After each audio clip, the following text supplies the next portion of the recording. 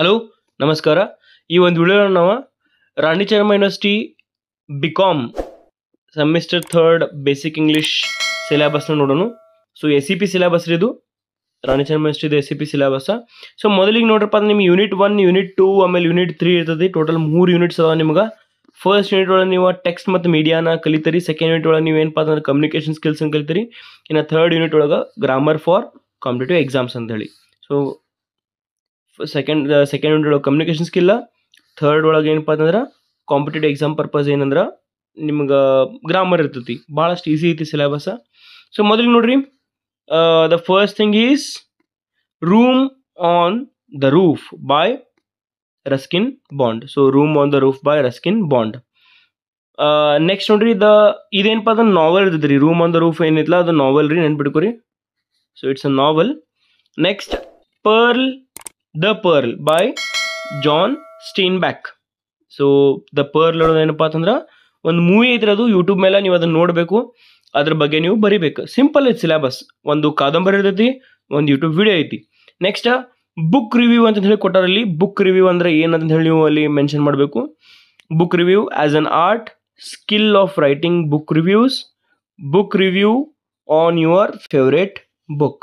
For exercise refer reviews on room on the roof.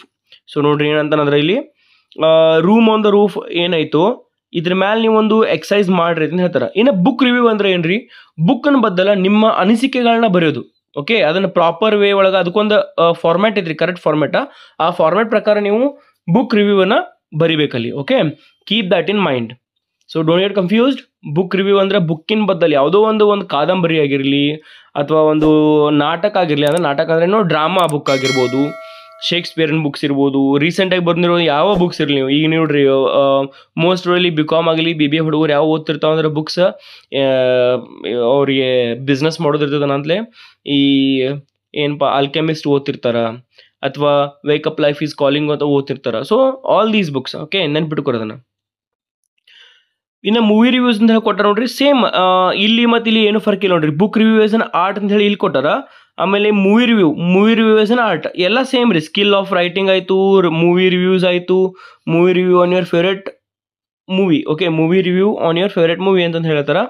ಆಮೇಲೆ for exercise refer reviews on the pearl movie. The pearl movie ಅಂದರೆ ಯಾವುದು ಇಲ್ಲಿ ಐತೆ ನೋಡ್ರಿ, second. ಆ ಪರ್ಲ್ ಮೂವಿ ಮೇಲೆ ಒಂದು ರಿವ್ಯೂ, ಎಕ್ಸಸೈಸ್ ಅಷ್ಟೇ ಅದು. ನಿಮ್ಮ ಎಕ್ಸಾಮ್ ಒಳಗೆ ಯಾವುದೂ ಕೇಳ್ಬೋದು ಅವರು.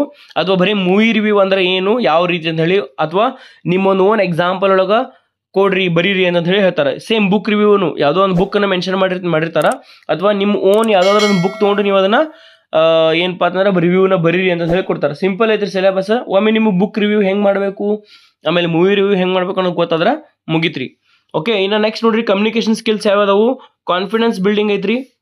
ನೆಕ್ಸ್ಟ್ ಟೀಮ್ ವರ್ಕ್, ಕಮ್ಯುನಿಕೇಷನ್ ಅಂದ್ರೆ ಏನು, ಪ್ರಾಬ್ಲಮ್ ಸಾಲ್ವಿಂಗ್ ಅಂದ್ರೆ ಏನು, ಟೈಮ್ ಮ್ಯಾನೇಜ್ಮೆಂಟ್ ಅಂದ್ರೆ ಏನು. ಮೈ ಡಿಯರ್ ಸ್ಟೂಡೆಂಟ್ಸ್, ಇವಿಷ್ಟು ಬಹಳಷ್ಟು ಇಂಪಾರ್ಟೆಂಟ್ ಯಾಕೆ ಆಗ್ತಾವಪ್ಪ ಅಂತಂದ್ರೆ, ಇನ್ನು ನೀವು 3rd ಸೆಮಿಸ್ಟರ್ 4th ಸೆಮಿಸ್ಟರ್ ಅಷ್ಟು ಕಲಿತೀರಿ, ಆಮೇಲೆ ಬಿಟ್ಬಿಡ್ತೀರಿ. ಆದ್ರೆ ಫೈನಲ್ ಇಯರ್ಗೆ ನೀವೇನಪ್ಪ ಅಂತಂದ್ರೆ ಇಂಗ್ಲೀಷನ್ನ ಕಲಿಯಂಗಿಲ್ಲ. But all these things which you have learned, ಈಗ ನೋಡ್ರಿ ಫಸ್ಟ್ ಸೆಮಿಸ್ಟರ್ ಹಿಡ್ಕೊಂಡು ಈಗ 4th ಸೆಮಿಸ್ಟರ್ ಮಟ್ಟ ನೀವು ಏನು ಕಲಿತೀರೋ ಇವೆಲ್ಲನೂ ಭಾಳಷ್ಟು ಮ್ಯಾಟ್ರ್ ಆಗ್ತಾವೆ. ಎಲ್ಲಿಪ್ಪ ಅಂತಂದ್ರೆ ನಿಮ್ಮ ಇಂಗ್ಲೀಷ್ ಸ್ಕಿಲ್ಸನ್ನ ಎನ್ಹಾನ್ಸ್ ಮಾಡಕ್ಕೆ. ನೀವು ಇದನ್ನೇನಪ್ಪ ಅಂತಂದ್ರೆ you must focus on developing your language skill. ನಿಮ್ಮ ಲ್ಯಾಂಗ್ವೇಜ್ ಸ್ಕಿಲ್ಸ್ನ ಡೆವಲಪ್ ಮಾಡೋ ಸಂಬಂಧ ಇವೆಲ್ಲ ಇಂಪಾರ್ಟೆಂಟ್ ರೀ, ಭಾಳಷ್ಟು ಇಂಪಾರ್ಟೆಂಟ್. ಹುಡುಗರು ಬರೀ ಎಕ್ಸಾಮ್ ಪೂರ್ತಿ ಕಷ್ಟ ಮಾಡ್ತಾರೆ, ಬರೀ ಎಕ್ಸಾಮ್ ಪೂರ್ತಿ ಕಷ್ಟ ಓದಬೇಡ್ರಿ. ಇವೆಲ್ಲನೂ ನೆನ್ಪಿಟ್ಕೊಂಡು ನಿಮ್ಮ ಫ್ರೆಂಡ್ಸ್ ಜೊತೆಗೆ ಇಂಗ್ಲೀಷ್ ಮಾತ್ರ ಬರಲ್ಲಪ್ಪ ಅವ್ರ ಜೊತೆ ಪ್ರಾಕ್ಟೀಸ್ ಮಾಡ್ಕೊತಿದ್ರೆ ಅಂದ್ರೆ 100% ನಿಮಗೆ ಏನಪ್ಪ ಅಂದ್ರೆ ಇಂಗ್ಲೀಷ್ ಬರ್ತೈತಿ. ನೋಡ್ರಿ, ಫಸ್ಟ್ ಒಂದು ಏನು ಹೇಳ್ತಾವ, ಕಾನ್ಫಿಡೆನ್ಸ್ ಬಿಲ್ಡಿಂಗ್. ಟೀಮ್ ವರ್ಕ್ ನೋಡ್ರಿ, ನಾಳೆ ಜಾಬ್ ಹಿಡ್ಕೊಂಡು ನಿಮಗೆ ಟೀಮ್ ವರ್ಕ್ ಅನ್ನೋದು ಏನು ಗೊತ್ತಾಗಬೇಕು, ಅಥವಾ ಸಮ್ ಟೀಮ್ ವರ್ಕ್ ಇಟ್ಟಿದ್ದಾರೆ. ಕಮ್ಯುನಿಕೇಷನ್, ನೀವು ಕಮ್ಯುನಿಕೇಷನ್ ಇಂಪ್ರೂವ್ ಮಾಡ್ಕೋಬೇಕು. ಯಾವುದೋ ಒಂದು ಪ್ರಾಬ್ಲಮ್ ಬರ್ತೈತಿ, ಪ್ರಾಬ್ಲಮ್ ಸಾಲ್ವಿಂಗ್ ಟೆಕ್ನಿಕ್ ಇರ್ಬೇಕು ನಿಮ್ಗೆ, ಅಥವಾ ಆ ಪ್ರಾಬ್ಲಮ್ ಏನೋ ಒಂದು ಆಗಿರ್ತೈತಿ, ಆ ಥರ ನೀವು ಯಾವ ರೀತಿ ವರ್ಕ್ ಮಾಡ್ಬೇಕು ಅನ್ನೋದು. ಆಮೇಲೆ ಇನ್ನು ಟೈಮ್ ಮ್ಯಾನೇಜ್ಮೆಂಟ್, ಟೈಮನ್ನು ಯಾವ ರೀತಿ ಮ್ಯಾನೇಜ್ ಮಾಡ್ಬೇಕು ಅನ್ನೋದು. ಓಕೆ, ಇವಿಷ್ಟು ಅದಾವ. ಇನ್ನು ಯೂನಿಟ್ ನಂಬರ್ 3 ಒಳಗೆ ನೋಡ್ರಿ, ಫಸ್ಟ್ ಒನ್ ಏನು ಗ್ರಾಮರ್ ಫಾರ್ ಕಾಂಪಿಟೇಟಿವ್ ಎಕ್ಸಾಮ್ಸ್ ಅಂತ ಹೇಳ್ಯಾರ. ಡೈರೆಕ್ಟ್ ಇಂಡೈರೆಕ್ಟ್ ಅಂತ ಐತಿ, degrees of comparison, simple, compound and complex, question tags, ಆಮೇಲೆ ಫ್ರೇಮಿಂಗ್ ನೆಗೆಟಿವ್ ಸೆಂಟೆನ್ಸ್. ಮೊದಲು ಡೈರೆಕ್ಟ್ ಮತ್ತು ಇಂಡೈರೆಕ್ಟ್ ಅಂತ ನೀವು ಇವೆಷ್ಟು ಏನಪ್ಪ ಅಂದ್ರೆ ನಿಮ್ಮ PUC ಒಳಗೆ ನೀವು ಕಲ್ತಿರ್ತೀರಿ. PUC ಅಲ್ಲಿ ಕಲ್ತಾರೆ 100% direct comparison degrees of comparison ಅಂದ್ರೆ ಈಗ ಯಾವ ಪಾಸಿಟಿವ್ ಡಿಗ್ರಿ ಆಗಿರ್ಬೋದು, ಸೂಪರ್ಲೇಟಿವ್, ಆಮೇಲೆ ಕಂಪೇರ್ಟಿವ್ ಡಿಗ್ರಿ, ಇವೆಲ್ಲ ಡಿಗ್ರೀಸ್ ಆಫ್ ಕಂಪ್ಯಾರಿಸನ್ ಅಂದ್ರೆ ಯಾವ ರೀತಿ ಕಂಪ್ಯಾರಿಸನ್ ಮಾಡ್ತಾರೆ ಅಂತ ಹೇಳಿ, ಯಾವುದನ್ನು ಯೂಸ್ ಮಾಡಬೇಕು ಡಿಗ್ರಿನ ಅಂತ ಹೇಳಿ. ಇನ್ನು ಸಿಂಪಲ್ ಕಂಪೌಂಡ್ ಕಾಂಪ್ಲೆಕ್ಸ್ ಅಂದ್ರೆ ಈ sentence sorry simple sentence, compound sentence, complex sentence, ಆಮೇಲೆ simple compound compound complex sentence ಬರ್ತೈತಿ, ಸಿಂಪಲ್ ಕಂಪೌಂಡ್ ಬರ್ತೈತಿ. ಸೊ ಇವು ಸೆಂಟೆನ್ಸಸ್ ಇದಾವ. ಇನ್ನು ಕ್ವಶನ್ ಟ್ಯಾಗ್ಸ್ ನೋಡ್ರಿ.